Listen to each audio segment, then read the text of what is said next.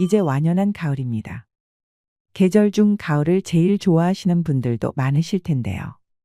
계절의 중년이라고 하는 가을은 깊고 멋스럽습니다. 하지만 중년의 피부처럼 건조하지요.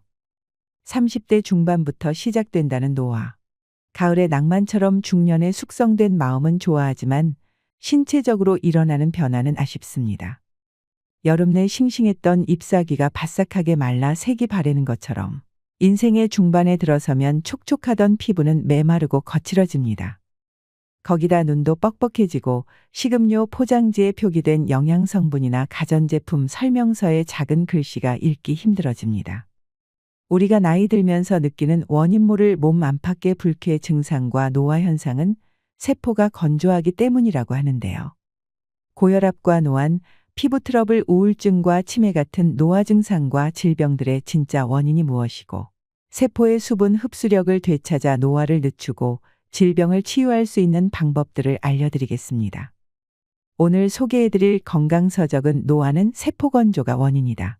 지은이 이시아라유미, 옴기니는 유네림, 발행은 전나무 숲입니다.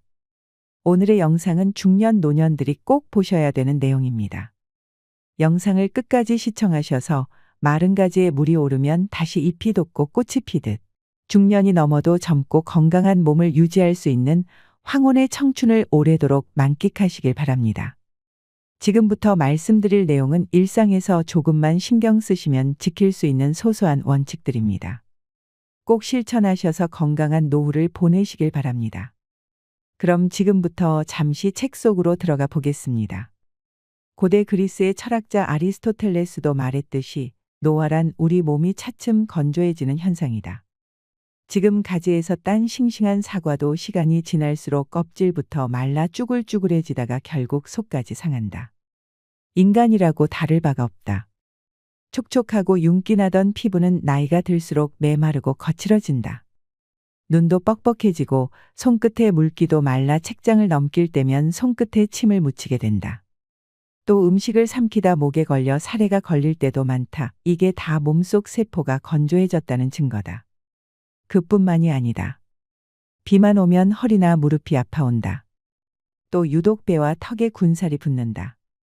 기억력도 떨어져서 말하려는 단어가 입안에서만 맴돌 뿐 도무지 떠오르지 않을 때가 많다. 이런 현상들도 내장과 관절뼈, 심지어 뇌에 이르기까지의 세포가 건조해서 나타나는 것이다. 실제로 유아기 몸무게의 70%나 차지하던 수분은 나이가 들수록 점점 감소하여 성년기에는 60%, 노년기에는 55%에 지나지 않는다고 한다. 이것만 보더라도 몸이 더 건조해지지 않도록 하는 것이 노화를 늦추는 가장 효과적인 방법이라는 것을 알 수 있다. 이런 노화나 건조 현상은 20대를 넘으면 누구나 겪는다. 흔히 생각하듯 중년기나 노년기에만 해당하는 문제가 아닌 것이다. 생활 환경도 현대인의 몸을 건조하게 만드는데 한몫한다. 지나친 냉난방 탓에 1년 내내 건조하게 지내다 보니 가습기 없이는 겨울나기가 힘들 정도로 목욕 방식도 달라져서 욕조에 물을 받아 느긋하게 몸을 담그기보다는 후다닥 샤워로 끝낼 때가 많다. 그러다 보니 몸을 충분히 덮이지 못해 냉증이 쉽게 생긴다. 몸이 차면 세포의 건조 상태가 더 악화된다. 이 같은 문제는 식생활에서 더 찾을 수 있다. 아침 식사로 많이 먹는 빵과 우유, 평소에 즐겨 먹는 열대 과일, 습관처럼 마시는 녹차는 모두 우리 몸을 차게 만든다. 이렇듯 자신도 모르게 몸을 차게 만들어서 세포의 건조를 부추기며 사는 모습을 보면 안타까울 뿐이다. 이런 생활 습관을 고쳐 몸이 건조해지는 것을 막으면 내장 기능이 활발해지고 피부도 촉촉해지며 노화도 느리게 진행된다. 주변을 보더라도 나이보다 젊어 보이는 사람들은 한결같이 활발하게 몸을 움직이기 때문에 몸에 늘 온기가 돌고 피부에도 윤기가 있다.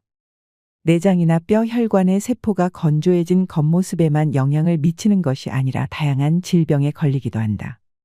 생활습관병이라고 하는 고혈압, 당뇨병, 고지혈증 등은 혈관의 내피세포나 췌장의 베타세포 같은 우리 몸의 세포가 비정상적으로 건조해진 결과 기능이 떨어져서 나타나는 질환들이다. 또한 치매라 불리는 인지증은 뇌세포가 건조해 쪼그라들면서 나타나는 질병이다. 특히 여성은 몸속 건조증을 치료하면 자궁과 난소의 기능이 활발해져 부종이나 심한 체중 증가 부인과 질환 갱년기 장애 등을 빨리 극복할 수 있다. 세포 보습으로 몸의 건조를 막는 것은 어렵거나 특별하지 않다. 식사와 목욕을 비롯한 평소의 사소한 습관 몇 가지만 바꾸면 지금 내 몸에 일어난 질병과 불쾌한 증상을 완화하고 노화를 늦추어 젊고 건강한 몸과 뇌로 바꿀 수 있다. 당신이 겪고 있을 몸의 건조 증상들, 누구나 나이가 들면 몸이 건조해지는 것들. 피부가 당기고 거칠어져서 자꾸 신경이 쓰이고 손가락 끝도 말라 책장을 넘길 때면 나도 모르게 침을 묻히게 된다. 그런데 건조 증상이 피부와 같은 몸의 겉에만 나타나는 것이 아니다.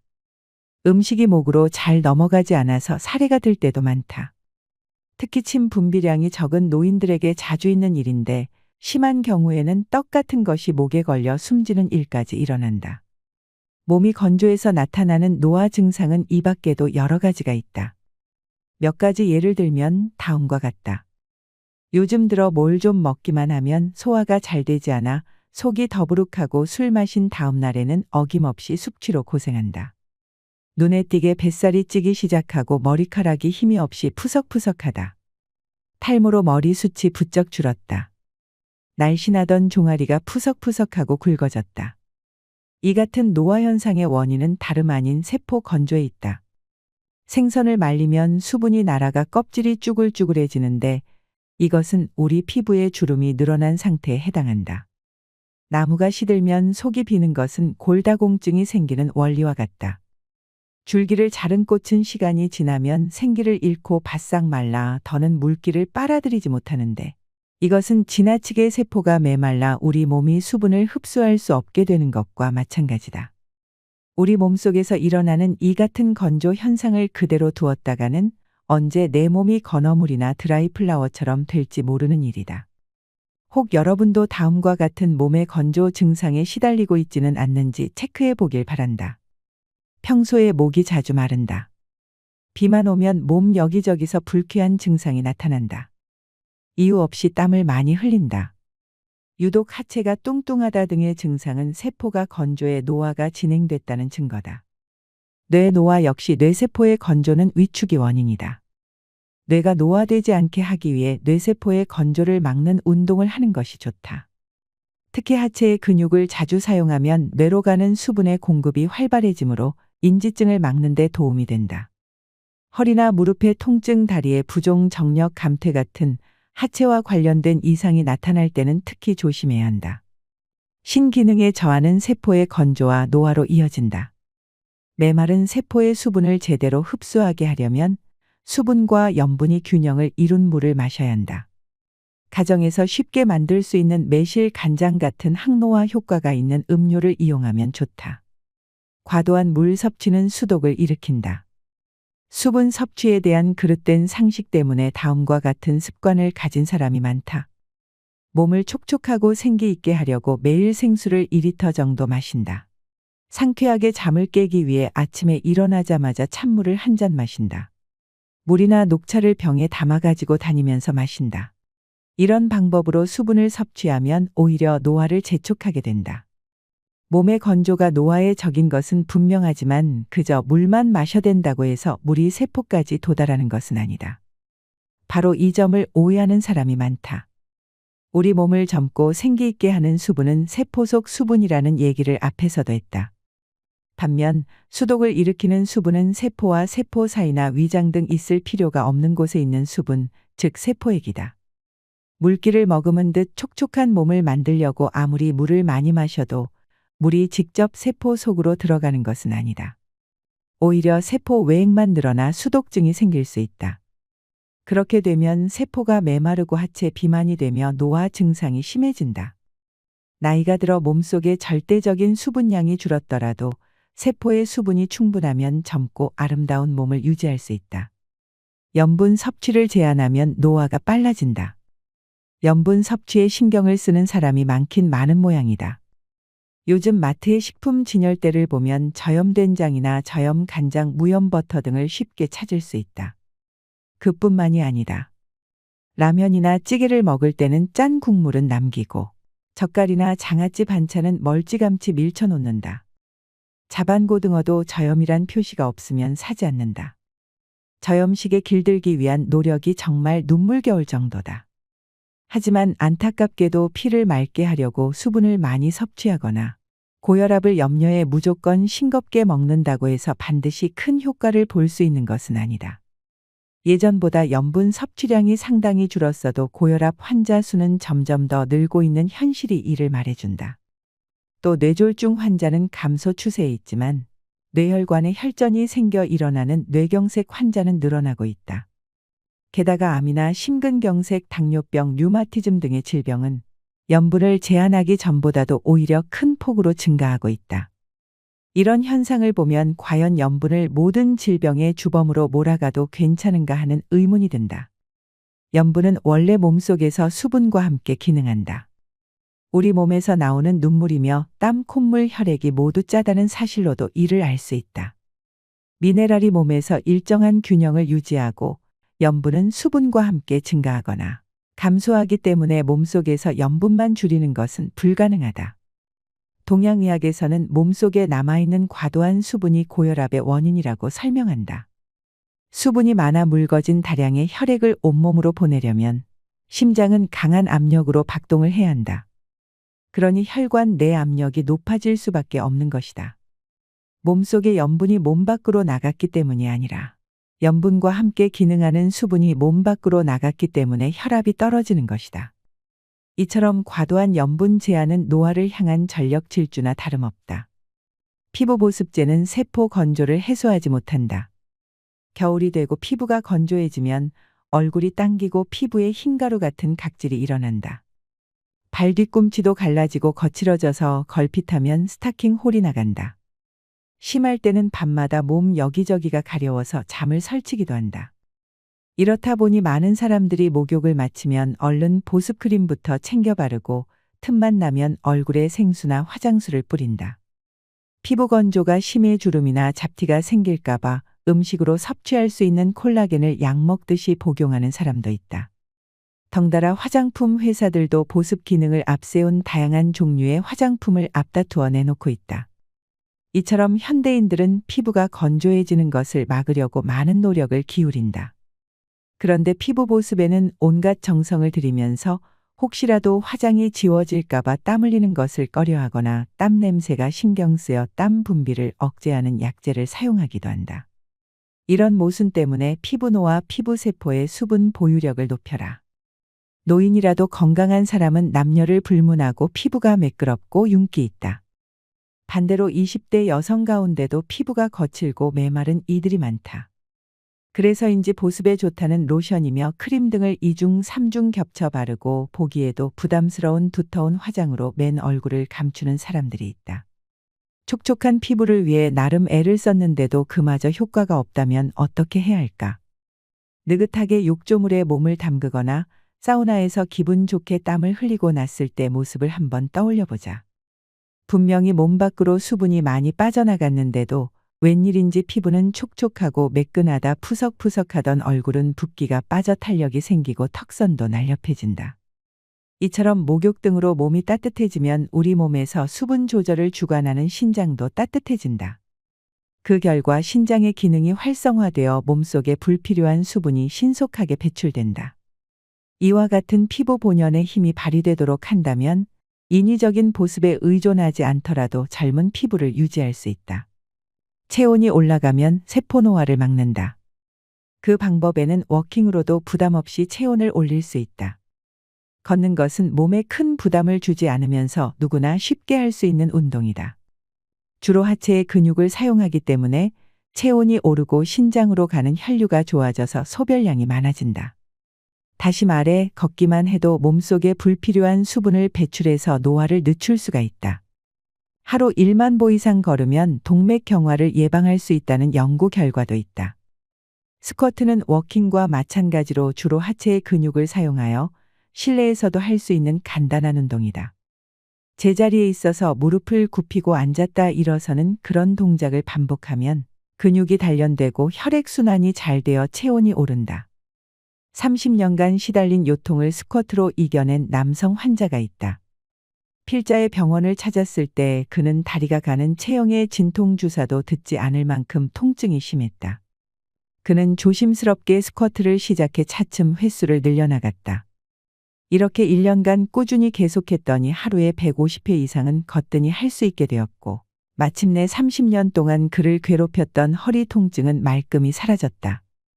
필자가 진찰한 당뇨병 환자들은 대개 상체에 비해 하체가 빈약한 편이었다. 하체가 빈약하면 그만큼 근육에서 소비되는 당분의 양도 감소하기 때문에 당분이 혈액에 그대로 남아 당뇨병이 되기가 쉽다. 따라서 혈당치를 낮춰서 당뇨병을 치료하려면 먼저 하체의 근육을 단련해야 한다. 평소에는 다음과 같은 건강식이법과 생활습관을 적극적으로 실천한다. 톱볶음이나 우엉 간장조림, 미역 된장국 등을 매일 먹는다. 양파의 글루코키닌 성분이 혈당 수치를 낮추고 미역의 풍부한 식이섬유가 혈당 상승을 억제한다. 간장은 몸을 따뜻하게 해서 당분의 연소를 덮는다. 상사 이론에 따르면 하체를 튼튼히 하는 데는 뿌리 채소가 좋은데 그 중에서 특히 마가 효과가 뛰어나다. 또한 평소에 1분에 70에서 80m 정도의 속도로 매일 20분 이상 걷는다. 온종일 컴퓨터 앞에 앉아 일하거나 장시간 운전을 했을 때 근육이 필요해서 오는 요통 또는 척추 변형으로 인한 요통, 변형성 무릎 관절증 같은 만성화된 통증을 가라앉히는 데는 몸을 덮이고 쇠약해진 근력을 단련하는 방법이 효과적이다. 심장과 소장은 우리 몸에서 암이 생기지 않는 부위이다. 비장에도 암이 잘 생기지 않는다. 심장은 혈액을 온몸으로 보내느라 쉴 새 없이 움직이기 때문에 많은 열을 발산한다. 비장은 혈액의 저장소로 혈관이 많아 암자색을 띠며 온도가 높다. 소장은 음식물의 영양분을 소화 흡수하기 위해 지속적으로 연동 운동을 함으로 역시 온도가 높다. 39.6도의 열에 암세포가 사멸한다는 연구 결과나 말라리아에 걸려 고열이 난 뒤에 암세포가 사라진 사례를 보더라도 암이 열에 약한 데다 몸이 차고 건조할 때 생기기 쉽다는 것을 짐작할 수가 있다. 따라서 암을 예방하고 치료하려면 몸을 덮이고 몸속에 과도한 수분을 배출하여 세포가 건조해지지 않도록 해야 한다. 한편 육류나 달걀, 우유, 버터 등으로 대표되는 서구식 식사를 즐기게 된 이후로 폐암이나 대장암, 유방암 같은 서구형 암은 물론이고 전체 암 환자도 늘어났다. 암을 예방하려면 지금부터라도 몸을 따뜻하게 하는 한식을 중심으로 먹고 식사량도 평소 먹던 양의 60에서 70% 정도로 줄여야 한다. 피부세포의 수분 보유력을 높이는 데는 마토란, 오크라 미역, 생청국장, 말버섯, 굴, 해삼관자, 조림무, 조림가자미의 살을 발라내 국물과 함께 그릇에 담가식히면 생선의 젤라틴 성분이 굳어 묵 같은 상태가 된다. 겉은 미끈거리고 끈적거리는 식품이 좋다. 이들 식품에 들어있는 점액 성분인 루틴이 피부를 촉촉하고 탄력 있게 만들어준다. 이런 식품을 자주 먹으면 세포의 수분 상태가 정상으로 회복되므로 피부의 건조 증상도 차츰 좋아질 것이다. 피부 세포를 촉촉하게 하는 것이야말로 피부를 젊고 생기 있게 만드는 가장 효율적인 방법이다. 지금보다 10살은 더 어려 보이는 세포 보습 생활법은 항노화 음료로 온몸의 건조를 막는 데 있다. 약으로 몸의 건조를 치료하거나 노화를 막을 수는 없다. 노화를 늦추는 가장 신속하고 효과적인 방법은 신기능을 강화하는 것이다. 지금부터 설명하는 건조를 막는 항노화 음료는 신기능을 촉진하여 피부와 내장뼈, 모발, 뇌에 이르기까지 온몸이 건조해지지 않도록 막는 효과가 뛰어나다. 이르면 처음 마신 날부터 효과를 느낄 수 있다. 당근, 사과, 소금 주스는 신기능을 강화하여 세포의 건조를 막는 대표적인 항노화 음료다. 만드는 방법은 당근 2개, 사과 1개를 깨끗이 씻어 껍질째 그대로 믹서기에 갈아 즙을 짜낸다. 사과와 당근의 껍질은 되도록 깎지 않고 그대로 사용한다. 짜낸 즙에 소금을 적당량 넣고 잘 섞어 씹듯이 천천히 마신다. 동양의학의 상사이론에 따르면 인간의 하체는 식물의 뿌리에, 상체는 땅 위로 나와 있는 잎이나 줄기, 꽃에 해당한다. 따라서 하체에 있는 신을 강하게 하는 데는 식물의 뿌리가 효과가 있다. 인삼이나 오가피 같이 뿌리를 약용하는 생약은 대개 큰 병으로 몹시 쇠약해진 신체 회복을 돕거나 허약체질 노쇠를 개선하는 데 쓰인다. 식품 중에서는 뿌리 채소가 신기능을 강화하는 데 좋다. 신은 신장과 생식기, 비뇨기를 포함한다. 신기능이 활발해지면 몸에서 불필요한 수분이 빠져나와 몸 상태가 좋아지고 노화 현상이 감소한다. 특히 몸을 따뜻하게 하는 난색을 띠는 당근은 과도한 수분으로 인해 몸이 찬 사람에게 아주 좋다. 과일 중에서 사과는 원산지가 북쪽 지방이고 색도 붉어 몸을 차게 할 염려가 없다. 당근과 사과에 소금을 더하면 앞서 설명한 대로 수분과 염분이 균형을 이루게 되므로 더 효율적인 세포에 수분을 공급할 수 있다. 당근, 사과, 소금 주스의 효과는 이미 서양의학에서도 검증된 바 있다. 30여 년 전에 필자는 난치병 치료로 유명한 스위스 취리의 베너 병원에서 자연요법을 공부한 적이 있다. 이 병원은 1879년에 개원한 이래 육류와 달걀, 우유 같은 동물성 식품 대신 통밀빵이나 채소 절임식품, 꿀 등의 자연식품과 다양한 물리요법을 이용해 난치성 질환을 치료해 왔는데 특히 아침마다 마시는 당근 사과 주스가 식이요법의 중심 메뉴였다. 당시 원장으로 있던 블러시 박사는 당근 사과 주스에는 우리 몸에 필요한 비타민과 미네랄이 130여 가지나 들어있다고 설명했다. 당근은 채소 중에서 미네랄 함량이 으뜸이고 사과에도 비타민과 미네랄이 풍부하다. 게다가 당근을 사과와 함께 갈아 마시면 당근 특유의 향이 약해져 영양뿐만 아니라 맛도 한결 좋아진다. 병원에서 당근 사과 주스의 효과를 알게 된 필자는 지금까지 날마다 아침 식사 대신 마시고 있다.